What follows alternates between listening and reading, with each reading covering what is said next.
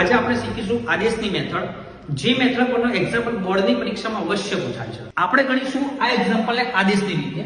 આપણને સમીકરણ નંબર 1 આપ્યું છે, એમાંથી સૂત્ર કરતા આપણે y ને બનાવીએ. તો y બરાબર 14 આ પ્લસ x છે, આ બાજુ આવે તો માઈનસ x. સમીકરણ નંબર 3.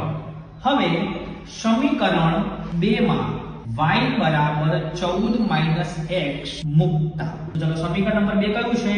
x માઈનસ y બરાબર 4. માટે x y બરાબર કેટલા છે?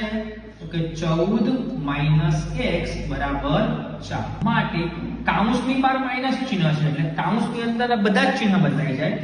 તો -14 માઈનસ છે તો પ્લસ x બરાબર 4.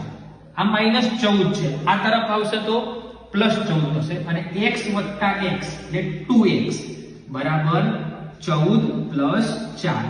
તો x બરાબર 14 વત્તા 4 એટલે 18, અને 2 આવશે છેદમાં, તો x બરાબર 9. તો x ની કિંમત આપણને 9 મળી. x ની કિંમત સમીકરણ 3 માં મૂકતા, તો સમીકરણ નંબર 3 y બરાબર 14 માઈનસ x. ચલો x બરાબર કેટલા મળ્યા છે આપણને? 9. તો 14 માઈનસ 9, 14 માંથી 9 જશે તો કેટલા રહેશે? તો કે 5. તો y બરાબર 5.